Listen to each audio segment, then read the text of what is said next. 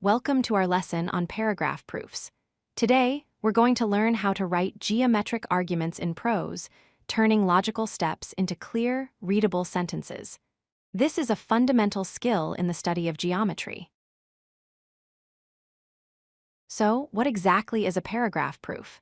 It is a method for explaining geometric reasoning, but it uses complete sentences. Unlike more rigid formats, you present your logical argument as a short, well-structured piece of writing, explaining why a particular statement must be true. Many of you might be familiar with two-column proofs, where you list statements on one side and reasons on the other. A paragraph proof contains the exact same information, but presents it in a more conversational, flowing format.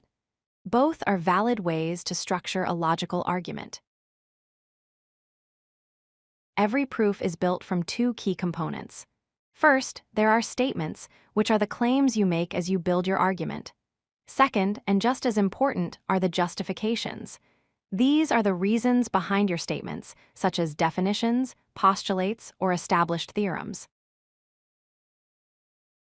A paragraph proof follows a straightforward structure. You begin by stating the given information, which is your starting point. Then, you build your argument with a series of logical sentences where each step is clearly justified. Finally, you conclude with the statement you intended to prove.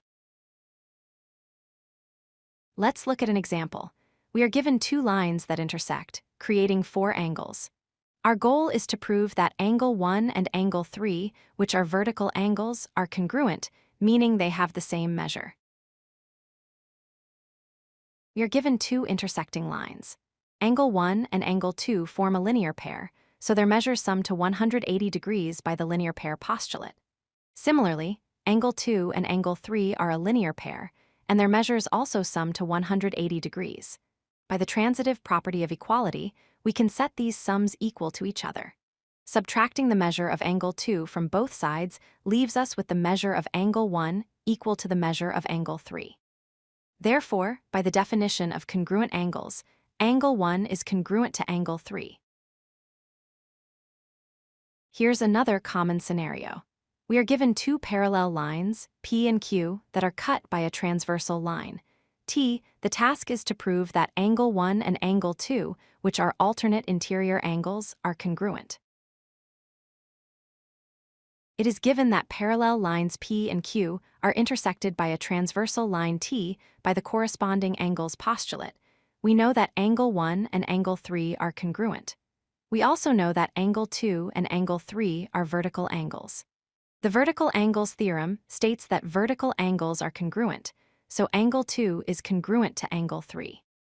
Since both angle 1 and angle 2 are congruent to angle 3, they must be congruent to each other by the transitive property of congruence. Therefore, angle 1 is congruent to angle 2.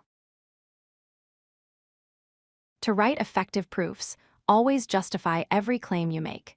Think about the logical flow before you begin writing, and use transition words to help your sentences connect smoothly. Finally, write as if you are explaining it to a friend. This ensures your reasoning is clear and easy to follow. If you like this video, hit that like button and don't forget to subscribe. Visit codelucky.com for more such useful content.